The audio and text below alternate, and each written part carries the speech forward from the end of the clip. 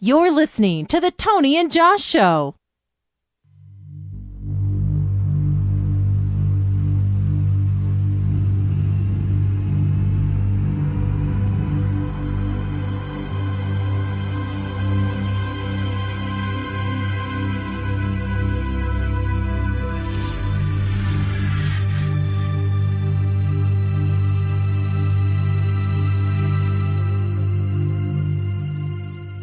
Hey, thanks for joining us here at the Tony and Josh Show. A little bit of the pre-show, and we'll be getting going here in a few minutes, about 10 minutes probably.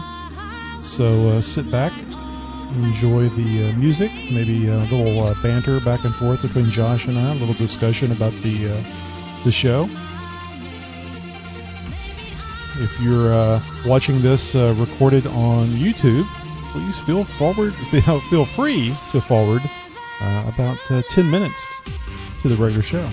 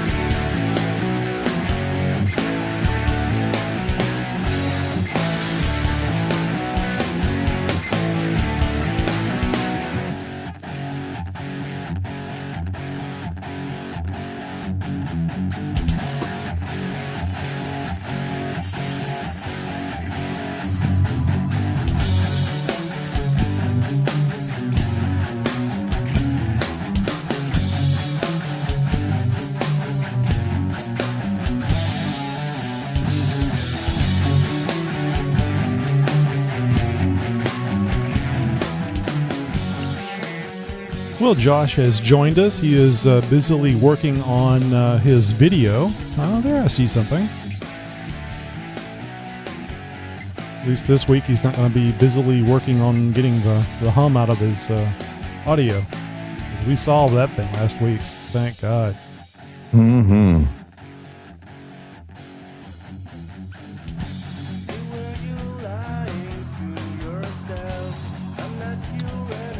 So, Josh, I was listening to episode 131, I believe, today. No. Yeah. Of the XG Talk Show, and I was really surprised just how fast-paced that the show is now. I mean, that was 6 shows ago, but still, we had made a change as far as making it go a little faster, a little shorter segments, and it really moved along. I really liked it. Yeah, no, I like the moving along, the fresh content. We're gonna keep bringing you new stuff all the time, and the shorter segments and stuff like that. I don't know. It's they say time flies when you're having fun. I'm always having fun when we do this, but I swear the last few shows seem to just go by in a second. Yeah, it's hard to tell, when you're in the middle of it, exactly the time. It's like having a good conversation with somebody, or going out to recess at an elementary school. It just goes by so fast, and Yeah. you really don't have a good idea for the sense of time. And I guess 5 episodes back or so is enough time to not remember it really fresh in your head. So it's almost like listening to it with a fresh pair of ears. And comparatively, going back,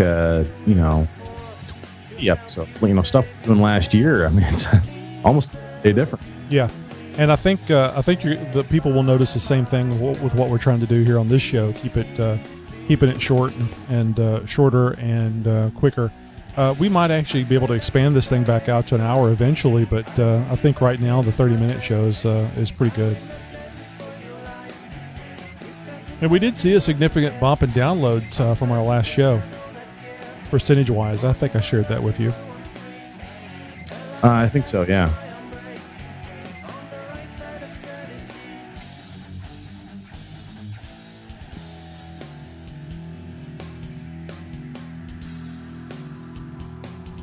Oh, this is interesting. So, midweek is supposed to go out on Wednesday, and I didn't do it last night. I was busy messing around with installing the light bar and posting pictures and monkeying around on Facebook.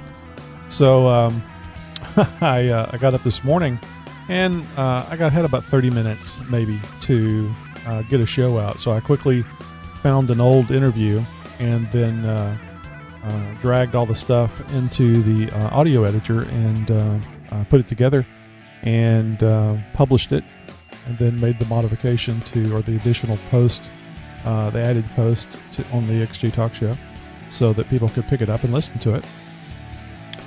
The point of this is that at no point did I have any of the audio equipment turned on. Oh, what? What are you doing? I didn't listen to it. I found the interview by listening with the PC's speakers and identifying the interview I wanted to use, and just pulled all the stuff into the editor and did the standard noise reduction and the standard amplification, the multiband compression amplification, and then stuck the midweek promo on the front and the standard exit that I use, and made the little gaps, little silence gaps around that as I normally would, trimmed it front and back, and wrote it to an MP3 file and published it. Wow. At no point did I listen to it through the headphones. Like I said, I didn't have the mixer or any of the equipment on. I'd listened to some of it straight off the website, and it was fine. I mean, you can see the audio stuff. You can see if there's any gaps in there. Well, yeah. I mean, when you've spent so many years looking at waveforms, you can kind of identify some things. Yeah. I mean, I can look at a waveform and point out an or an Oh, sure. It's so I mean, I can understand where you're coming from. It's a little bit of well, I don't want to mess with this, combined with well, I've done this a million times before, sort of thing. So. So if you're ready to go, yes, just about. I've just got a couple more sentences. Oh, I'm sure, putting go right some ahead. fine tuning on.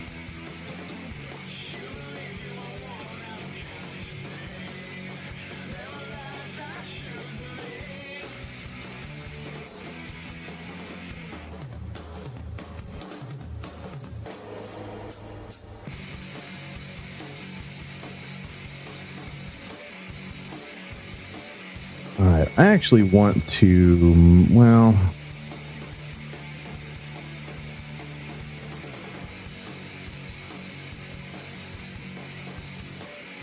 yeah, I'll leave that story where it's at. I was thinking about moving story 4, but I'll leave it where it's at. That's fine.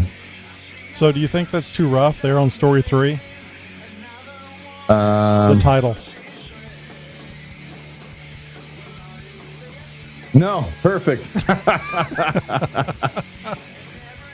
She just pisses me off. I just dislike her so much. Do we have an issue before we go full on the air? I mean, there's a 4-letter word in this that is another name for a man's junk. I don't know if I can or should say it on the air. Richard? Yeah. I wouldn't worry about that. Okay.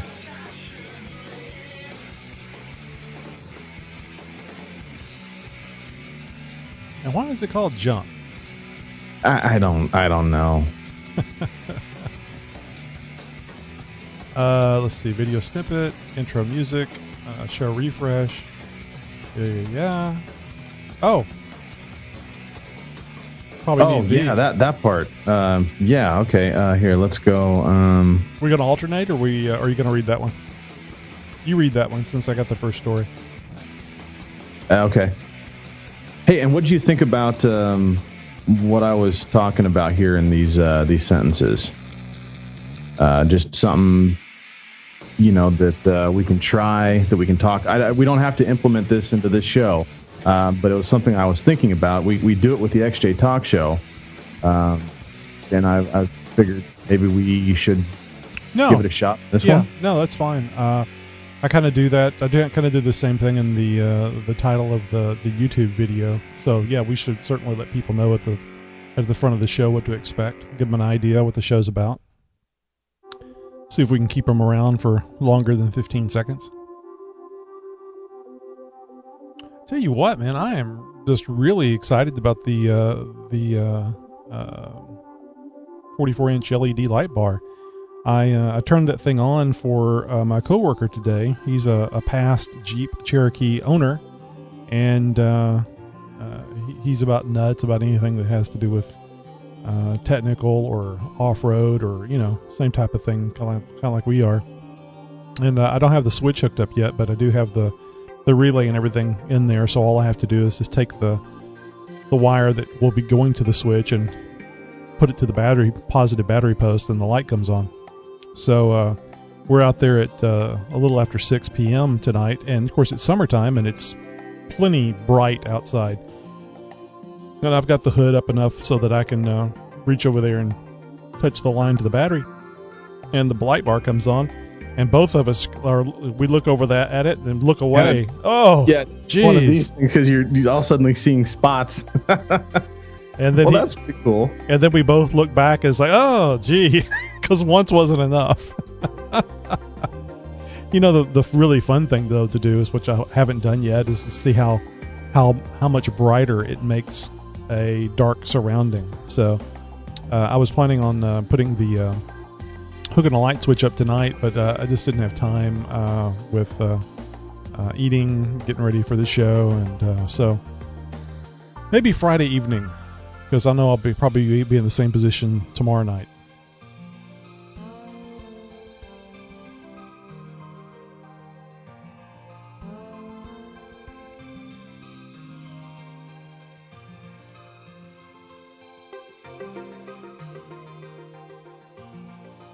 Twitter friend of mine on Instagram as well posted up a picture of Dwayne Johnson, and he is wearing a fanny pack, but it's in the front.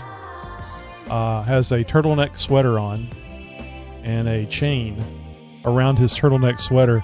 He looks like he's probably about 18, 19 years old, and he's got a little gut going too. Hair is kind of one of those stovepipe haircuts, like this is from the 80s or something. And I mean, it's not.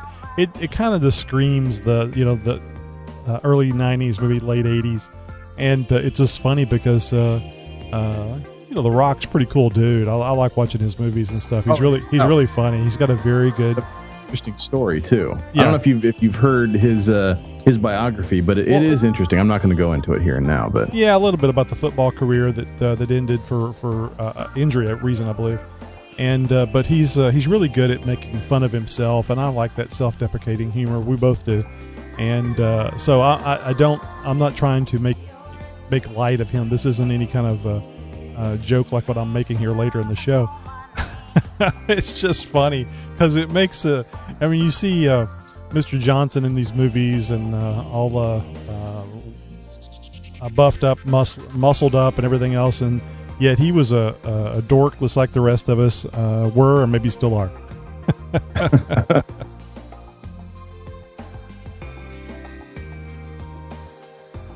Okay, get your camera shot if you want. Okay, okay. So just to refresh and be clear, we're not going. Do you want to try this show, the intro stuff? Sure. Okay. Then let's see if I'm going to go into that. Let's see, you do that.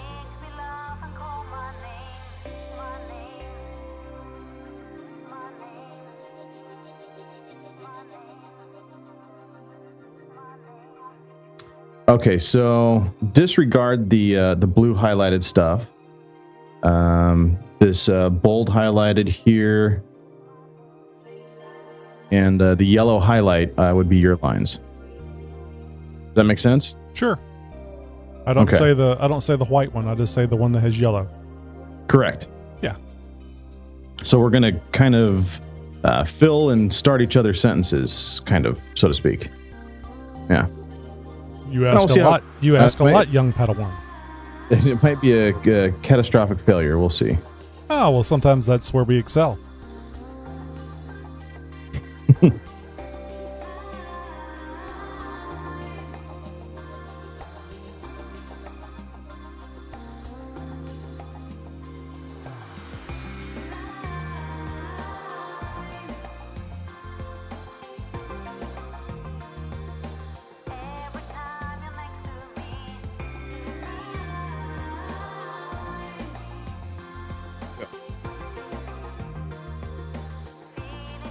You kind of chopped there a bit. What were you saying? Let me make sure my gate is. I had my gate turned way up earlier because I had the fans on super high.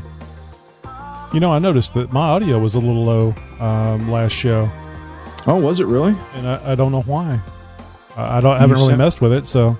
It looks, I was gonna say you sounded like you always do in my headphones. Yeah, well, it was lower than yours, but I'm looking at it. I got us both at -6, so I don't know.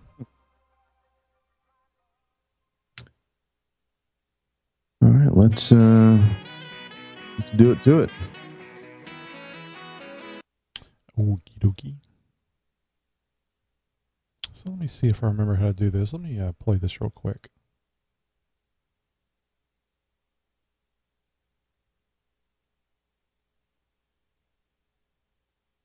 Okay, so the opening video is about 10 seconds long, and then I'll switch to you and I live video.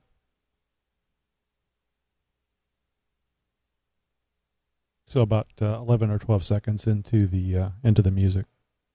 Okay. Maybe a little longer, like 13 or so, because it probably will take me a second to play this and then start playing the music. Well, actually, it'll be the disclaimer first. I'll start waving at 9, and I'll stop when we close the show. That's what I was going to say. Wave like a raving lunatic. Let's see. No, I was going to do I'm going to do the disclaimer, and then I will roll the music, and then, about 12 seconds into the music, we'll be live on the video. All right. I'm excited.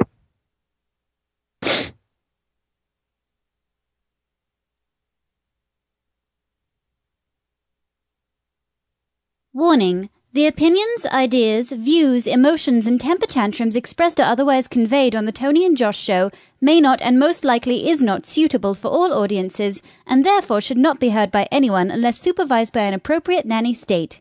Enjoy!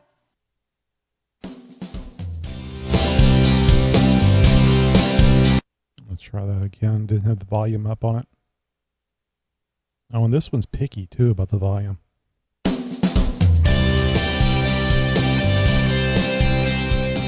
That's about right.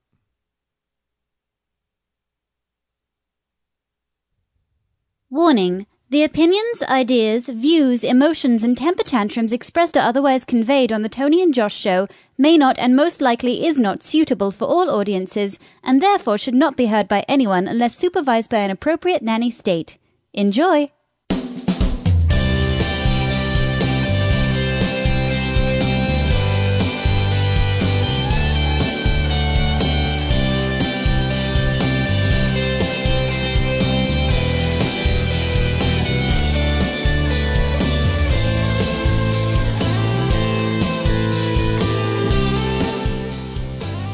Welcome to the Tony and Josh Show. Tony and Josh are the functionally illiterates of the podcasting world. Now here they are. Tony and Josh. Sorry for the delay there. I was laughing at Josh because we had this little discussion about when to wave, and he was doing a prolonged wave, and I was sitting there laughing at him and not pressing the right buttons over here. Hey, I'm Tony. You know me as Tony on the Tony and Josh Show, and here's my co-host. I'm Josh, and I'm otherwise known as Josh on the Tony and Josh Show. You guys don't get it. We do another podcast, and we have two sets of names, kind of like a handle type thing, and a regular name. So that's the joke here. So if you watch the other show, then you know what we're talking about. Yeah, a little bit of inside baseball there for you guys. Try and keep the rest of the show above board, as it were. Everything above board. What goes on below this table? Well, I'm not going to disclose. Well, it's whatever keeps you cool in a hot room, right? Yeah, that's right. Just don't ask me to stand up, all right?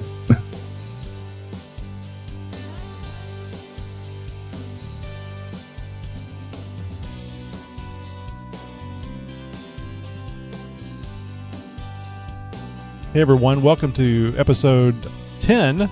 No, that's 20, XX, right? Yeah, right.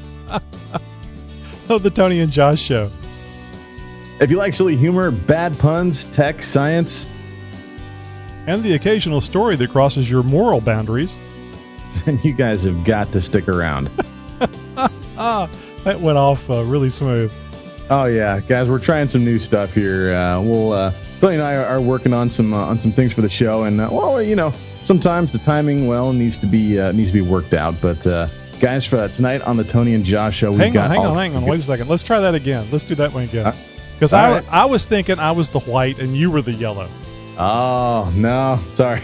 just like in the other show, you're the yellow. All right. So anyway, hey everyone, welcome to episode 31 of the Tony and Josh Show.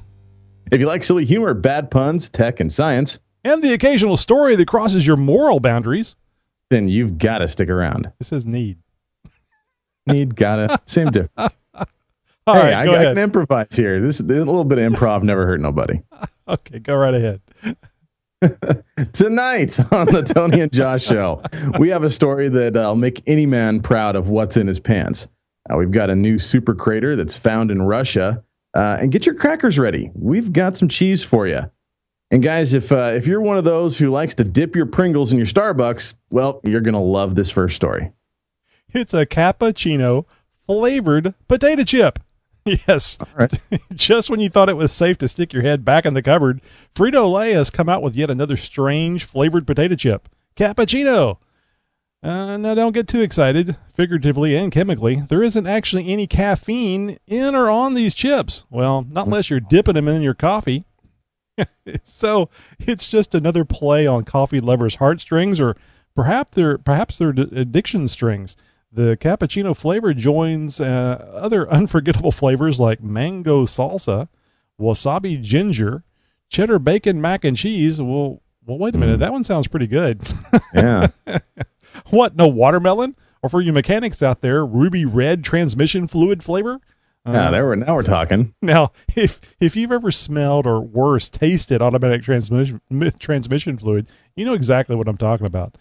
It's bad. Yes, it is. Social media has chimed in with one Twitter saying, I'm thoroughly disgusted. I'm sorry, let me do it like Josh does. I'm thoroughly disgusted that this Lay's is coming out with cappuccino chips.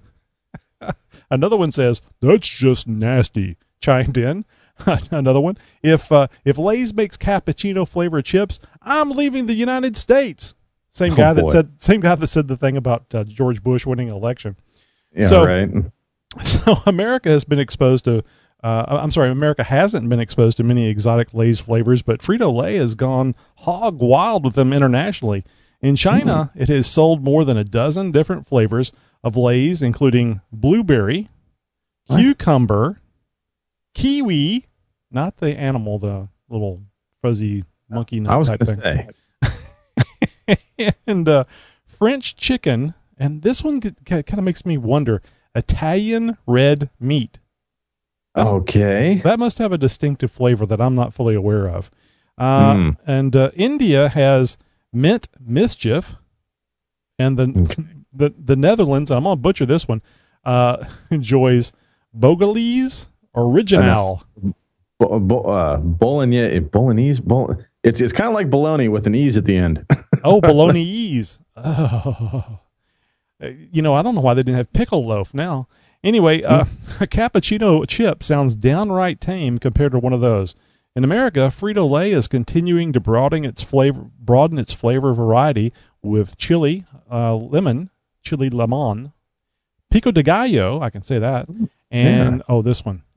You're going to have to help me. So, this is sriracha. This is sriracha. The hot sauce with a rooster on it. Oh, sriracha. Okay, Styles. Yeah. Well, it's tough to imagine a high demand for cappuccino-flavored potato chip. Frito-Lay is committed to offering them through October 18th.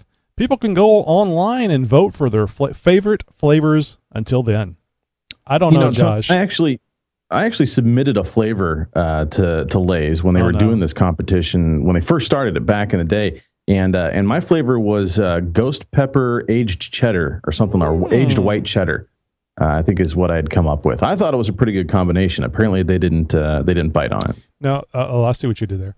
Now, I was thinking you're going a completely different direction. I was thinking of aged placenta, or no. Hey, Doc, look, it's a barbecue. Let's barbecue this placenta up. It's huge. It's like a big brisket. I'd hate to be the tasting panel for that one. Well, it only tastes like placenta. It's not real placenta. Well, of course not.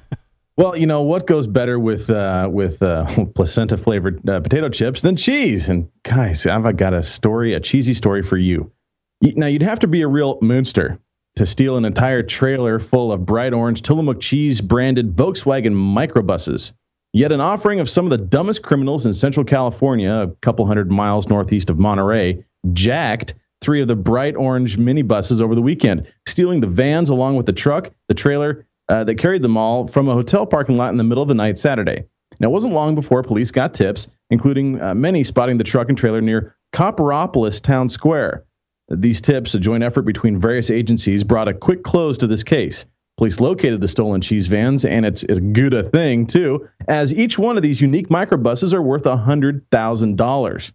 They were found in a storage locker in Copperopolis Monday evening. The storage locker at 49 Cosmic Court in Copperopolis, guys, and I'm not making this stuff up, honestly, it had been very recently rented. A tip led to the location, and it said the tipster would likely be eligible for a $10,000 reward that the company had offered previously. Several regional agencies were involved with the search warrant, including the Auto Theft Task Force, The California Highway Patrol, Lottie Police, the San Joaquin County Sheriff's Department and District Attorney's offices, and the County Probation Department. This was, of course, all conducted under the supervision of the National Alliance of Cheese Huggers Organization, or NACHO for short. The truck and trailer, unfortunately, suffered a worse fate and were found severely burnt and more crispy than the edges of Grandma's lasagna. The Manteca Police Department reports the cheese vans were found in their original condition and appeared to be undamaged. The vans were in California as part of Tillamook's Loaf of Love tour, which promotes the Oregon Cooperative's variety of dairy products. In a press release Monday, the company stated, "We are working closely with local Sacramento area authorities who are currently investigating the case. Manteca police are pursuing several unidentified suspects who have already expected to escape the long arm of the law and will presumably be grilled once they're in custody." Oh, no. That whole thing makes me hungry for just chips, the nacho chips with cheese and jalapeno slices on top of them. Works for me. Love me some cheese. Now that's pretty amazing. This is a story, right out of my backyard. I mean, this is just about an hour and a half from me at the Tillamook Cheese Factory. I've actually been there several times myself, and it's right around the corner from one of my favorite off-road play spots. So it's near and dear to my heart. I've actually seen one of these microbuses that they have in on the floor of their factory. As you walk into the place, you're greeted by one of these little microbuses, and they are cute as hell, guys. And all you got to do is type in Tillamook microbus, and I'm sure that you'll see lots of pictures of this, and of course find the story for yourself. It's all over the web right now. Well, I tell you what else is all over the web is this huge new crater that was found in Siberia. Now, this huge crater, you might think, well, no, it's not something that there was a slow-moving Rosie O'Donnell eating directly from a buffet. It's a real crater and a big thing too. It was found in Siberia in an area that's called, ominously enough, the end of the world, and that's where researchers are headed this week to try to decipher a large crater whose appearance reportedly caught scientists by surprise. The crater is estimated at 262 feet wide, and it's in the northern Siberian area of Yamal, whose name roughly translates as the end of the world. The crater has been a magnet for attention and speculation since aerial footage of it was posted online last week, showing a gaping hole and what looks to be rocks and earth that exploded from within. Gee, I hope it's not the alien that burst out of that guy's chest. That would be a hell of a deal. So the scientists, including experts from Russia's Center for the Study of Arctic and Cryosphere Institute of the Russian Academy of Sciences, were reportedly heading to the site today to investigate and perhaps to debunk some of the theories about its cause. Something tells me they're going to debunk the Rosie O'Donnell theory, but that's just me. Well, that would be a hell of a buffet, too. A section of it, 262 feet wide. So anyway, from the giant hole appeared close to some forest, some 30 kilometers from Yamal's biggest gas field. Oh my God, Bonavilko? Bovanenkovo. Gesundheit. Experts are confident the scientists' explanation will be found for it, and is not, as the OneWeb suggested, evidence of arrival of a UFO craft to the planet. Just some random UFO crap landing on the planet's surface with enough force to leave a giant crater. So the list of possible natural explanations for the giant hole includes a meteorite strike, which would be a really big deal because we haven't had a strike like this in many, many years, and a gas explosion. I thought that one was interesting, but this one even more so, a possible eruption of underground ice. Now, you wouldn't think ice would be that big of a deal. I guess if it's I know there's some moons orbiting Saturn and Jupiter that have a lot of ice flows and cryogenic volcanoes. So I guess it's always possible if it's cold enough here on Earth. But and with a name like end of the world or what's that place called? Anyways, with a name like what it's got, roughly being translated to the end of the world. Siberia is a cold, dead place to begin with. I would imagine there's going to be a lot of underground ice. And if anybody's ever left a water ball in the freezer, that stuff can pop. Yeah, that's true.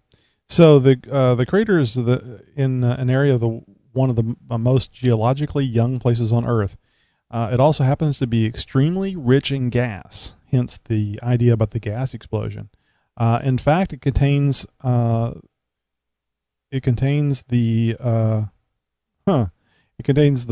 most gas in all of Russia. In places with such large concentrations of gas, it's not unusual to see ground explosions to rock it off.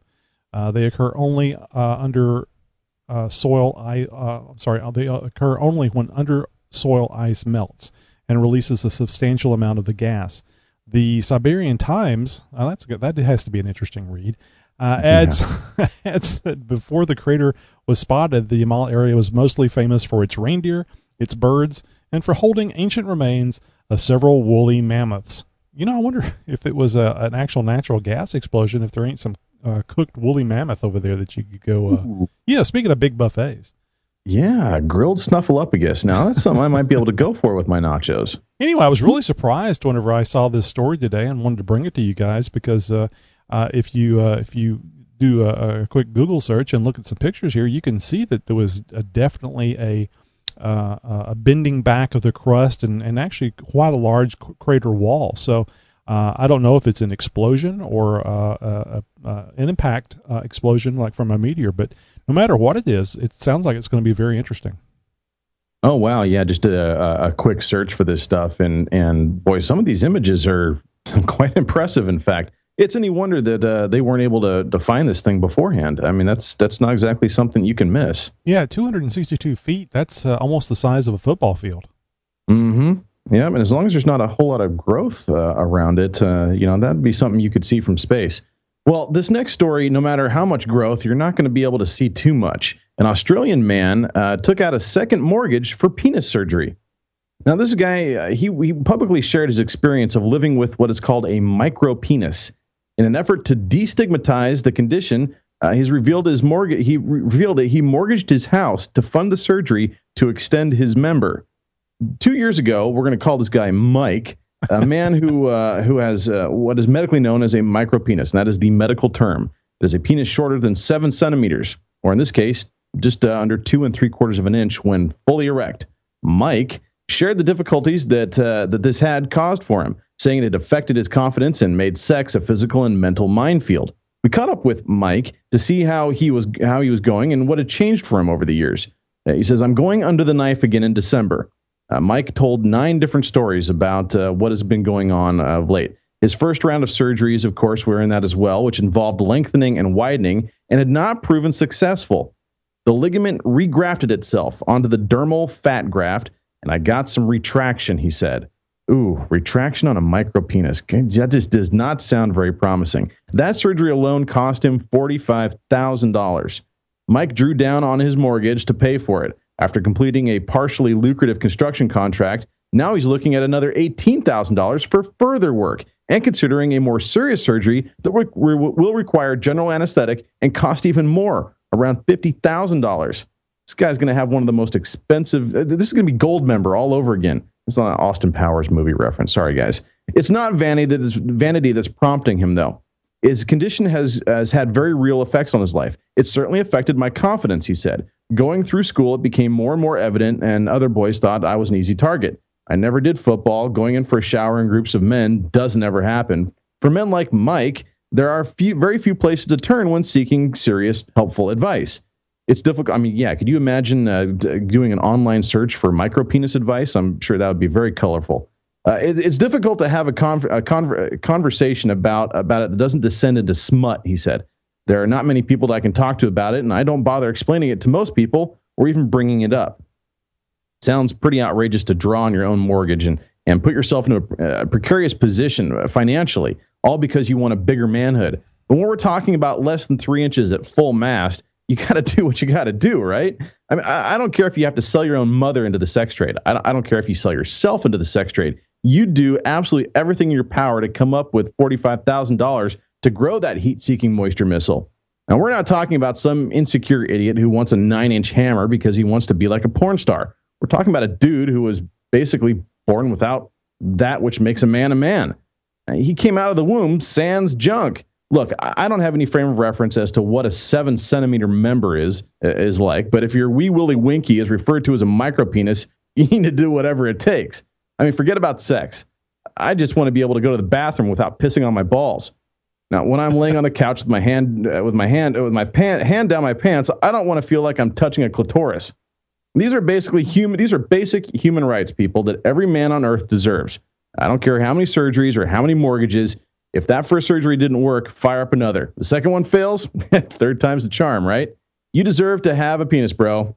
Hey, P.S., guys, for all you out there, would you rather, here's something I actually want you to answer. You're listening to this right now. I want you to, as soon as you're done listening to the podcast, call up our voicemail line. Let me know. Would you rather have a micropene or a 100-pound scrotum? Fair question. Me personally, oh, man, I think I'd go with the 100-pound scrotum. That's bragging rights right there. Well, I was going to say, give me a normal penis, and on me personally, not as as to share, but for me personally, and give me the jock strap, which consists of half a peanut shell. I'd be fine with that. Yeah. So, this whole thing reminds me of the Richard Pryor comedy routine where he talks about the spider monkey that leapt on his head and started humping him, and says it felt like a wet Q-tip. Oh, no. Well, I can only imagine what this guy's dating life has been like over the years. I don't even want to even try and picture, what this guy's junk looks like nowadays. I mean, if he's gone through a couple surgeries already and one of them wasn't too very successful, he's probably had a zipper installed by now, and it's got to look like a pile of ground turkey. I mean, this can't be very pleasant. And I've got to imagine that if he does have a woman in his life, good Lord, that gal has got to have the patience of a saint. This is the only heterosexual man in history that tells a woman repeatedly, "Let's be friends." Yeah, into the friend zone. I'm more than happy to be there. Yeah, that's horrible. That is just horrible. I wish him all the luck in the world, and I just don't think that our medical science is there to actually get him to where he wants to go in his endeavor. So, well, look, there was a story in the 90s about a guy by the last name of Bobbitt. And I'm sure you guys, for those of you who are, more than 20, 30 years old, you know who that name is and the story behind it. Basically, the guy woke up to his wife or ex-wife, whatever, cutting his you-know-what off in the middle of the night. And I think she went for a drive with it or something like that. Oh, threw it out the window, didn't she? Yeah.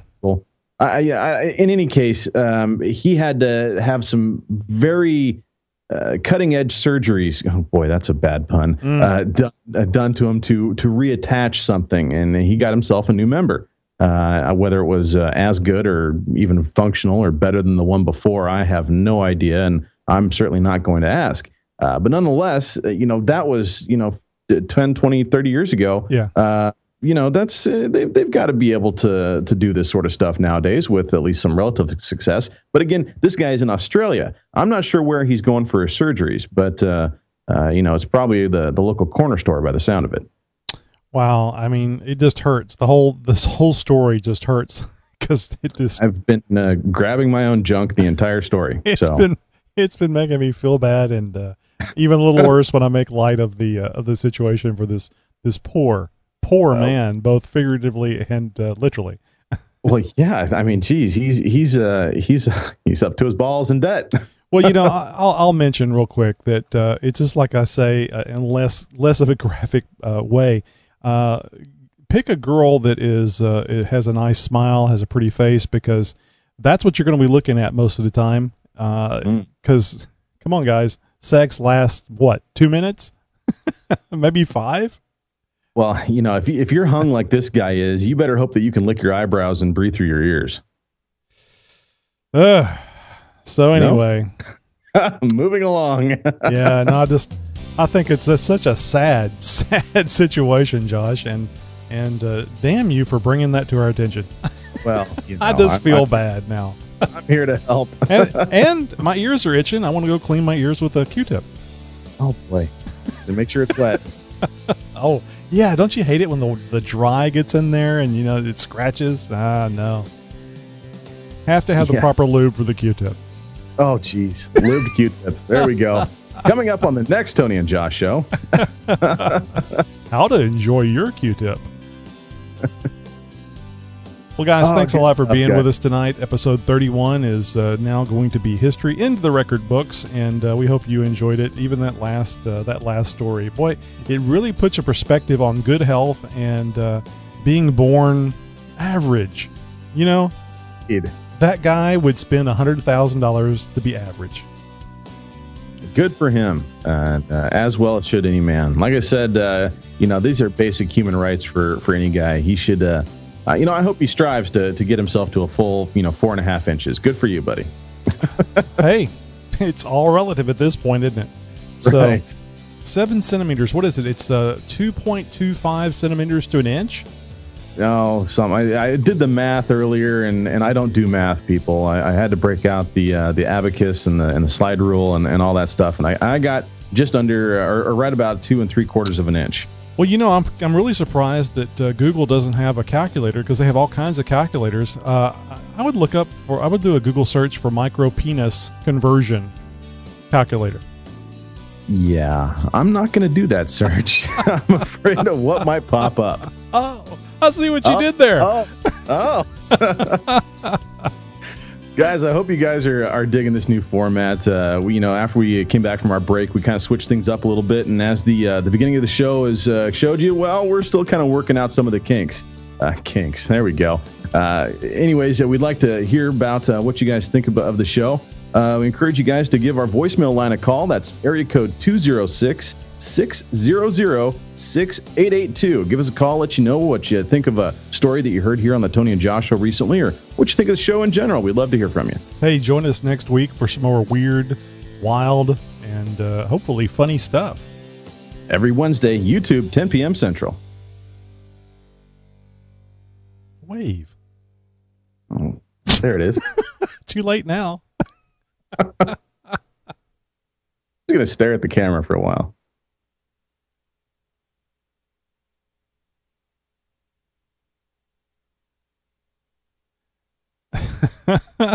I was waving like a lone idiot. And I'm like, wave, damn it. Hey, come on. Don't leave me hanging here. Did you get a chance to listen to the end of the last XJ Talk Show? No, I haven't yet. It's queued up at work, and it's on my list for tomorrow. So I think you probably do, but let it go all the way to the end. I put a little bit of back and forth. Oh, did you? I can't remember what it is now. It was it's the tip thing. The Tupperware tip jar. Oh, okay. Yeah. I stuck that in at the end. I thought it was funny. Nice. Tupperware tip jar. Good Lord. So do you know I didn't use either one of the promos last week? You didn't? Why didn't I catch that? I have not edited them yet. The video promos. So yeah. I still have to edit the video promos and put them up, and I blame working on the Jeep for it. I spent about 11 hours. Total time was about 12, but I took a break in there. I spent 12 hours of my day going and getting the tools necessary to and the conduit to bend, and spent my time messing around with it, making those bends, and I made 4 bends, so it turned out pretty good. But I spent 12 hours of my day working on that light bar, mounting that light bar up there. And I guess technically I didn't finish it because I didn't do the wiring until yesterday, and I still haven't put the switch in to turn it on and off. Do you have a switch panel already? Do you need to put in a new switch? Do you have a spot picked out or something already set in place? Yeah, I have an overhead switch panel with lots of open slots. Oh, good. With lots of switches and lots of open slots. Yeah, I have the switches as well. And I'll probably go ahead and stick in the ARB switches up there. Oh, there you go. Well, I take that back. I'm not going to, because I need to redo that panel. It's a little shallow for those ARB style switches, which is what I'm using on all of them. And I actually have to bend the prongs down a little bit because it presses up against the roof of the Jeep. So I need to build me a little spacer on that thing about 1/4 inch, so I can drop it down about 1/4 inch. Is this one of the prime 4x4 switch boxes, or one of the Fitz boxes? It's a Tony box. Oh, okay. I got a one of the 97 plus overhead light pods or something, whatever you call it. You know, the one that's in your Jeep over your head, and you press the map lights to make them come on. Oh yeah, the full just overhead console. Yeah, thing. the full size one, but not the whole console that goes in the middle. Just the normal. You know, it's got the sunglass thing, the spot for your garage remote, and all that. No, it's just the 8-inch little pod thing. It's a small one you see on most Jeeps, not the full center console. Oh, okay. Anyway, I bought another one of those and fiberglassed it so that it was smooth and it looks just like the other one. I mean, it is like the other one, and mounted it up there and cut out switch things on there.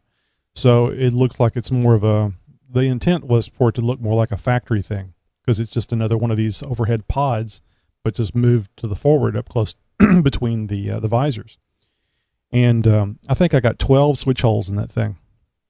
But what I need to do is, since the Bondo stuff that I made, that I covered it with, the cloth and the Bondo stuff, isn't really holding up. I need to replace that with probably a piece of metal or maybe some plastic, something that's a little more forgiving and something those switches can pop into. So I have to pull that thing down and redo it, make it a little deeper, and put something in there where the switches actually go. I mean, it's held up fine. It's held up off-road, and it holds the switches. It just doesn't look as I had envisioned it in my head. But it'll work fine for the turning those switches on and off. I always wish that I had an overhead console of some kind. I have a sunroof, and so I don't get to enjoy that. So I've had to get creative with my switch placements. You have an escape hatch. Yeah. You know, this is kind of interesting. I don't know if you saw both pictures that I took of the off-road LED light bars. One is from the side, so you can kind of see the lights on, but you can also see the Jeep pretty good. And another one is head on with all the lights, and you can't see much of anything on it because the LED lights are so bright. So bright, and you can actually it's playing havoc on the camera lens. There's actually LED artifacts kind of down and below that because it's so bright. I'm sure it's screwing with the optical sensor. Yeah, there's reflections inside the camera itself. Anyway, I had posted that picture up on Facebook as well as the first one I was describing, and I put on there, which I thought everybody would be able to identify with this. I put on there, basically the post was see if this is the message that I'm sending. Imagine yourself driving in front of me, talking on the cell phone or texting in the fast lane, and I hit you with these lights. My intended message is, "Excuse me, kind sir or ma'am, would you please consider moving to another lane or speeding up?" And then continuing your text or cell phone conversation. In other words, get the F out of my way. and I got into a back and forth with a guy talking about if you did that to me, I'd slow down. And I said, "Oh, that's okay. I'd slow down until you went around." I said, "No, I don't go around." Just through or over. No, not threatening. It's just that the idea is it's the fast lane. You need to move out of the way. And I just very simply said, I just slow down with you. And he goes, I think he said something else. And I said, "No, I've stopped before on a freeway because somebody didn't want to move out of the way." And so it went back and forth like that. And I kind of got the feeling maybe he was messing with me on it. And I was just kind of standing my ground like, it's a fast lane. It's not your responsibility to be a cop. If a cop wants to go out there and pull somebody over for doing 10, 20, 30 over, then that's what they should be doing. You at least in the state of Texas, you are supposed to get out of the fast lane if there is faster moving traffic. It is a passing lane. You need to use it. We got signs all over here in Oregon saying slower traffic, move to the right. Oh, I wish I had known that, because that's where he was from. No. Yes. BS. He had an Oregon license plate? No. He just said that's here in Oregon. Oh. So anyway, I was like, yeah, I don't know. In Texas, it's faster moving traffic. You need to move out of the way for faster moving traffic, period. It doesn't say, unless you're going, because he made a point that he goes 10 over, and anybody that wants to go faster than that needs to go around. And it's like, no, that's not the way it works. It's not written faster moving traffic unless you're doing 10 plus over, then you can stay where you are. So anyway, I just went back and forth to try to be as respectful and as nice as possible, but still stand my ground. And eventually, he stopped talking, and this other third party came in there and said, "Sounds like you need a beer." And the guy says, "I don't drink," and I said, "Me either." And the guy said, "Oh, I'm just messing with you, Jeff." The guy's name was Jeff.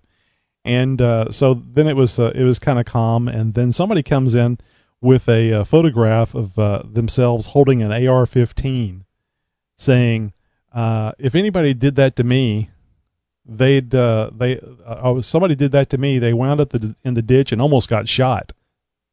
Oh, wow! And I started to respond to that like, "Bubba, like, settle down, Francis.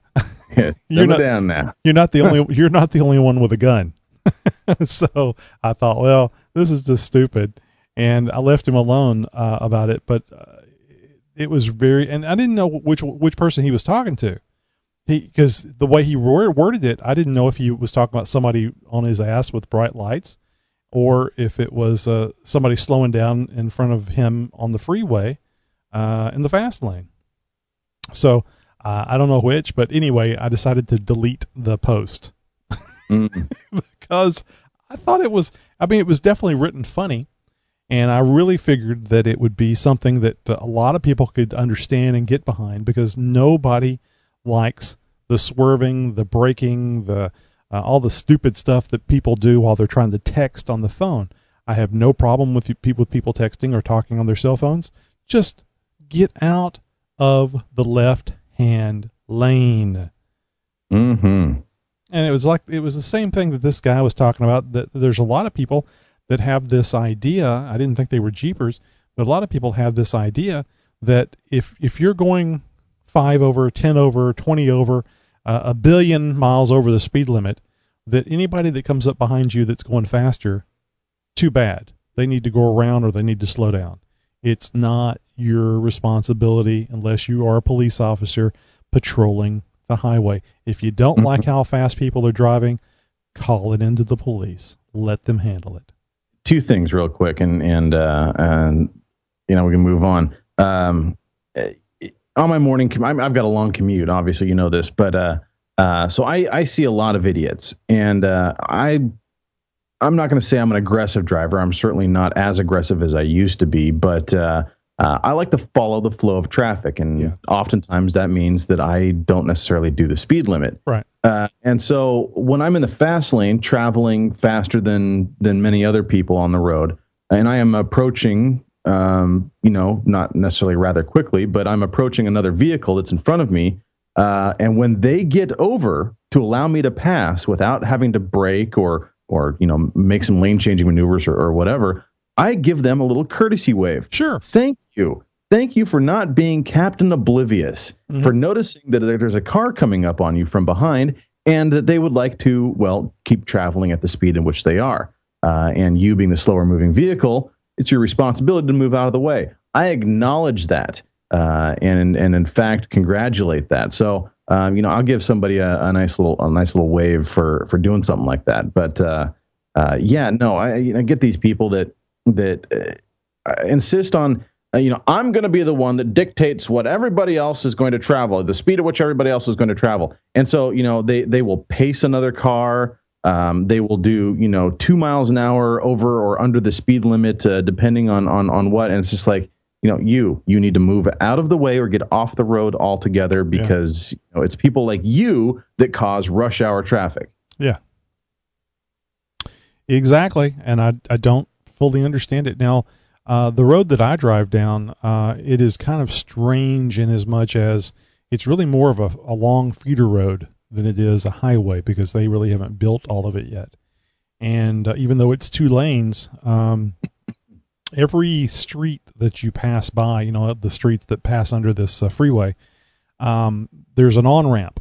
So it is in your best interest to stay in the left-hand lane.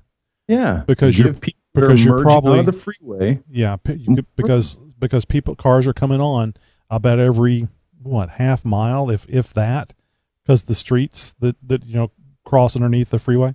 So I understand why they want to stay in the left-hand lane. What I don't understand is why they want to go the speed limit. Because it's those people that are cut from the same kind of cloth, that are the people getting on the freeway at 35 miles an hour. Yes. They called it an on-ramp because you need to get on it.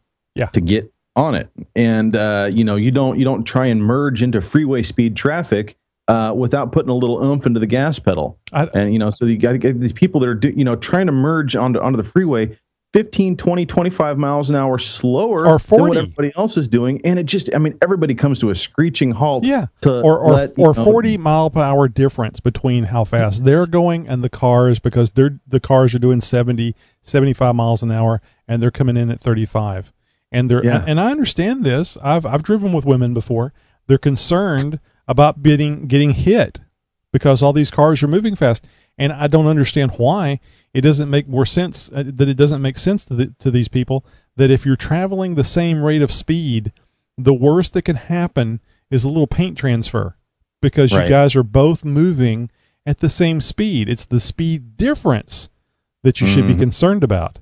I mean, I'm glad that you are aware and you know this, Tony. I mean, there's so many people out there that just don't get it. It's logic. It's common sense to me. I don't know. I mean, apparently this is a subject lost, a theory lost on a lot of people. They just don't understand. Well, they're scared. You see a lot of people being scared on the freeway, and I guess I guess I scare people with my big red Jeep. I try all the time. Yeah, you got guy dude bro over here, and white knuckles on, and he's just terrified to be behind the wheel. You got this gal, his sister probably, and it looks like she's just terrified that there are other cars on the freeway, and oh my God, I'm about to die at any moment. And those are the ones that are doing 10 or 15 miles an hour under the speed limit, or right on the mark of the speed limit if you're lucky. And they just, like I said, it's those people that I swear are why we have rush hour traffic. I've learned that I don't always understand what's going on in people's minds. No. So I've learned not to try and punish them for their stupidity, for their inability to, deal with reality and just move along. So I do the 2-second rule. I don't ride anybody's ass. Now, if they start doing the braking and the swerving and all the rest of that stuff, I don't step on my brakes. I just let her coast right on up. Mm-hmm. And that hunk of metal and the red and the lights and all the rest of that stuff, see that coming at you. Here's 3D at you in your rear view. Yeah. But I'm not, I let off the gas most of the time. And it's fine. I understand we're both traveling about the same rate of speed. You need to understand too that my insurance is paid up, and I haven't had a wreck in many years. So anything that happens, I'll be okay. It would have been a lot easier for you to move out of the way. Oh, certainly. Oh, and I'm going to have something to say to you once you're out of the vehicle and we're transferring information, which you won't care for at all. Best believe you're going to get a piece of my mind. Yeah, because I'm going to explain to you why what happened was your fault. Oh, and also have the video. Right. Yeah, see that little black box there on the dashboard? Yeah, that's recording the whole thing. Yeah. Yeah, no, I'm the same way. I'm not here to punish anybody. I've both been the victim and the dealer of road rage. Oh, sure. We've all been in situations, but no, I won't punish, but I will sure the hell judge. And I think there needs to be more judging going on, because I think there's too many complacent drivers out there that just allow these people to do this sort of thing without so much as a finger being waved. Yeah, exactly. And I really don't have a problem with people wanting to do the speed limit. That's fine. And I certainly understand them wanting to stay in the left-hand lane in on this piece of freeway that we're talking about. But if you're going to make the decision to be going slower than the majority of the traffic, then the thing you need to do is you need to be more active about moving out of the way and then moving back into the left-hand lane. And those people are the ones I have a lot of respect for, because especially when I'm not riding their ass, flipping my lights, swerving back around, back and forth, I'm just coming up on them. Very seldom do people actually move out of the way where I don't have to slow down. Those are very rare. So, but I try not to just do blatant intimidation. I think the Jeep is enough to intimidate. Yeah. Especially since I put that big light bar on there. It's so funny. I mean, the first day I drove it, Monday when I drove it, I had two people get out of the right-hand lane and move into the left-hand lane and then return to the right-hand lane after I passed them, which was really confusing to me. I was driving exactly the same way I was doing before, doing the 2-second rule. I'm not riding anybody's ass. I just think they're looking at the Jeep and they see all these white bars behind them. I don't know what they think. That maybe, I don't know if it was you, somebody, oh no, I think it was the guy at work said, they may think it's a fireman or an EMT with a personal vehicle. I was going to say they may think that you are, either a fireman or maybe even a police officer. I mean, obviously there's no red and blue, but a lot of the trend now, I mean, the new age cop cars, the SUVs and stuff like that, the low profile, very clear lights. There's no, big red and blue gumballs on top of the cop cars anymore, at least around here. It's all the low profile LED stuff. And, at night, it's almost impossible to distinguish from another vehicle. During the day, if you're not paying attention, they can sneak up on you as well. And so all of a sudden, you've got this fast moving, big red, SUV with a crap ton of lights on it and antenna. You might think that that's an emergency vehicle. Yeah. So that's the only thing. Well, I say it's the only thing I can think of. It was what was somebody mentioned to me, and I went, "Oh yeah, maybe so." I'm sure they don't think it is after they get passed by. I was like, "Oh, it's some asshole in a Jeep." What the hell is this XJ talk? That's where all our traffic is coming from. You pissing so many people off on your commute. Well, I guarantee you, I'm pissing a lot less people off than what I did a number of years ago, because I'm like you. I got a long commute. I just want to get there. I want to go with the flow of traffic, and then you run across these people that are doing 10, 15 miles an hour less than everybody else in the fast lane. And the other thing I do a lot better job of is when I go around somebody, I don't miss their front bumper by 3 centimeters. So I try to, go up as far as I can and pull over and then continue on. And usually I'll look back in a few seconds and they're a mere dot on the horizon. Because they slowed way down. No, they're going the same speed. It's just I'm going that much faster than them. So, yeah, I don't know. I know there's arguments both ways. I remember one guy on the 2-meter repeater there in Baytown where I used to live. He would say, if you're in that big a hurry, leave the house 5 minutes earlier. Yeah.